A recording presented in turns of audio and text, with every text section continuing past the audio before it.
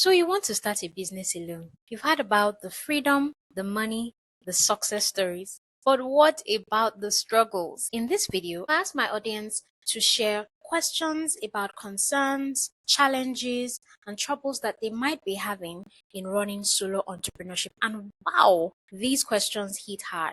So today, we're going to be unraveling questions, answers, and comments about the unfiltered truth of running a business solo.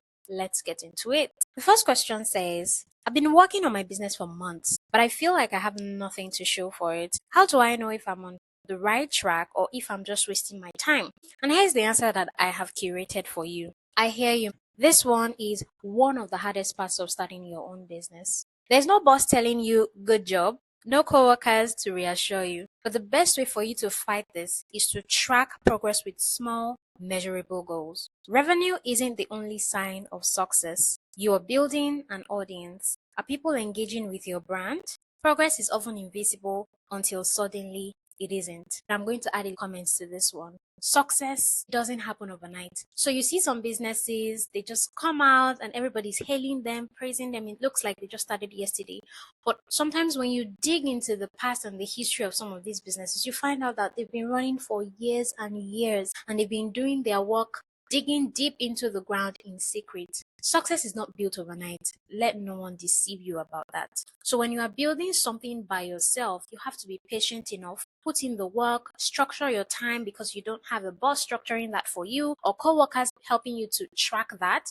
So you have to build your own schedules by incorporating routines and systems. This will really help you to go a long way in making sure that you are successful in the end.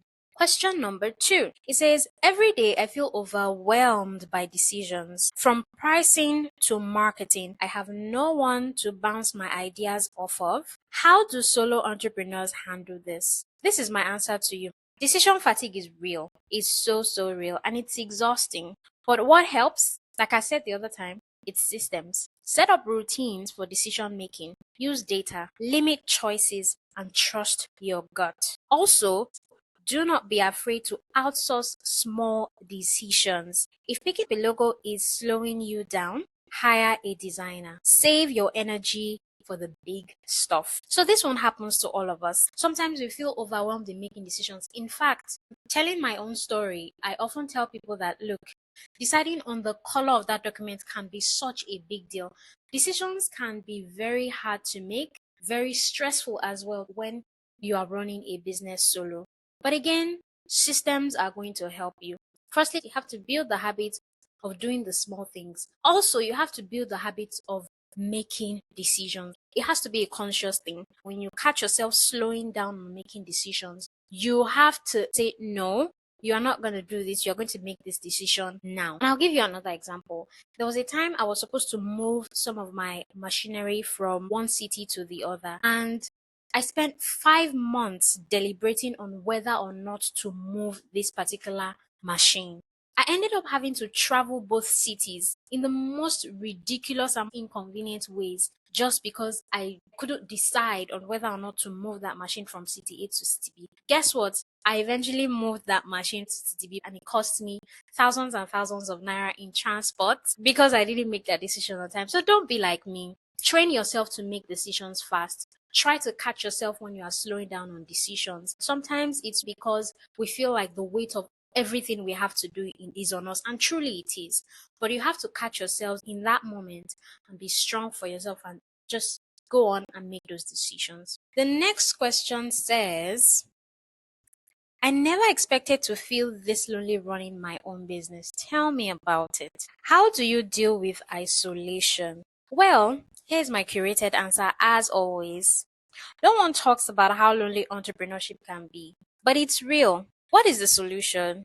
It is community. You need to join networking groups, co-working spaces, or even online forums where you can connect with other entrepreneurs and schedule social time, even if it's just calling a friend.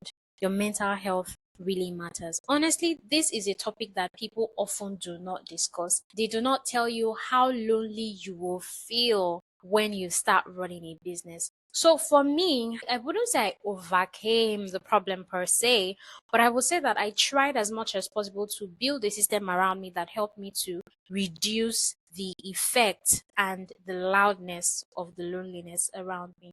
So here's what I did. I made sure that I involved my family members, my friends in everything that I was doing by consistently reaching out to them, talking to them about my business, talking to them about how I was feeling and things like that. But sometimes, that didn't always happen immediately, or sometimes that never even happened at all, because there were some times where I just felt like they couldn't really understand what I was going through. Sometimes I would even judge myself beforehand, like, well, they didn't really send you. You sent yourself this job, you sent yourself on this errand, so why should anyone care? But your family members, your friends, they aren't really looking at things that way. They really want to be there for you, be support for you, and to help you.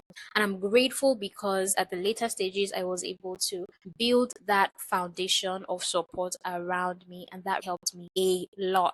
Another thing you want to do is to ensure that you attend a lot of functions where there are other entrepreneurs who you can potentially become friends with and discuss your problems and how you feel, and how you think they can help you to get ahead from time to time, because this helps when you are discussing with somebody who you think understands your problem, somebody who you think is going through the same things as you are. Many more times than not, you can actually relate on a good level and you won't feel so lonely. But definitely, there will still be times that you feel like you're in this alone, and maybe in those times you just try to breathe in, breathe out, ignore all the work that needs to be done because it could be done another time, and sleep. All right. Another question here says, I left my job to start my business.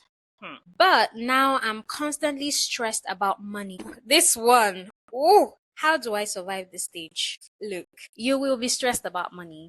You will be stressed about money. So the thing is, when you are building a business, especially when you haven't gotten to that stage where you raise money for that business, it's going to be hard, because then you're going to be using all the money that you saved while you were working to start this business, especially when you don't really have a solid plan.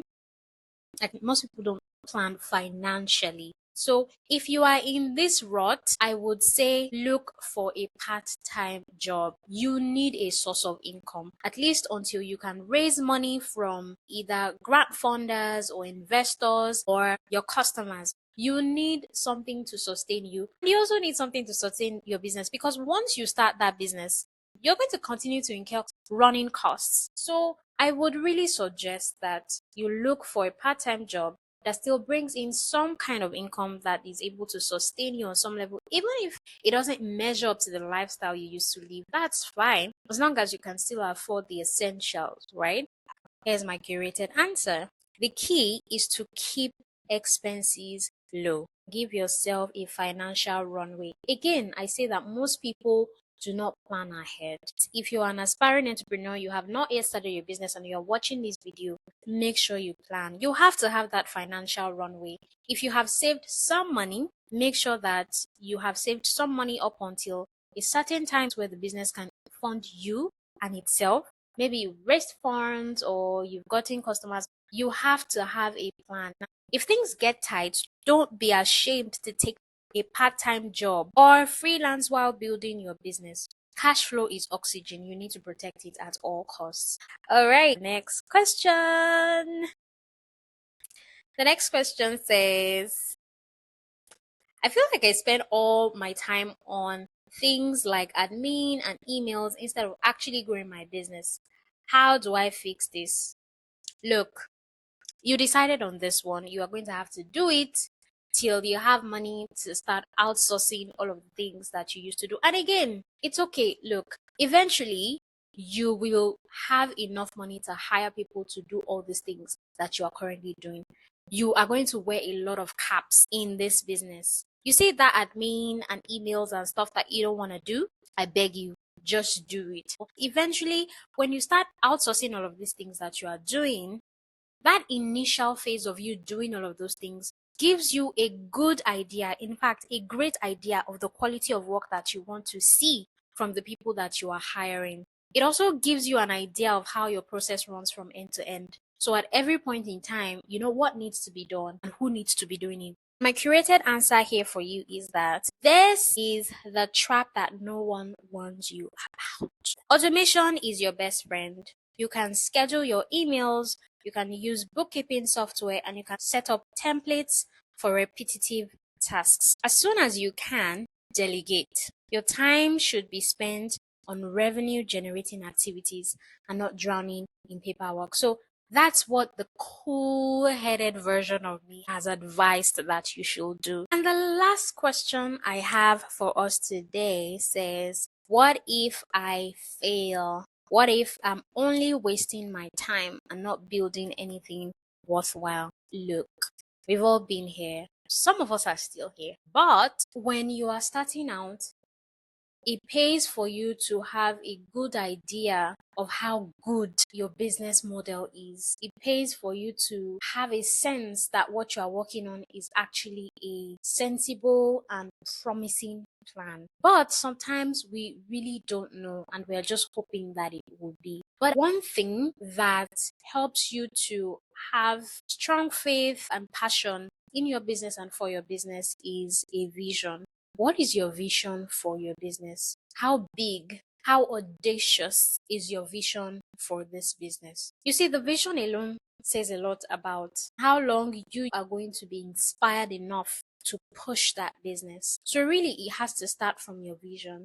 What are you building and why are you building it?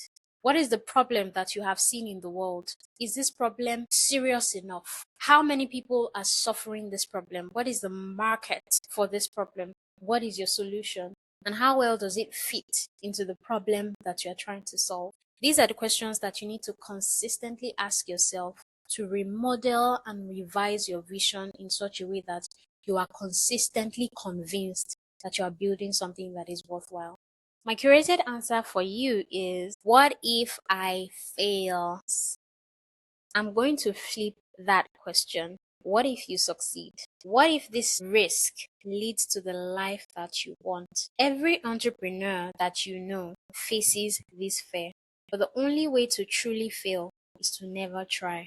Keep going and you'll find out. All right, so these are real struggles that entrepreneurs like me and you are facing every day.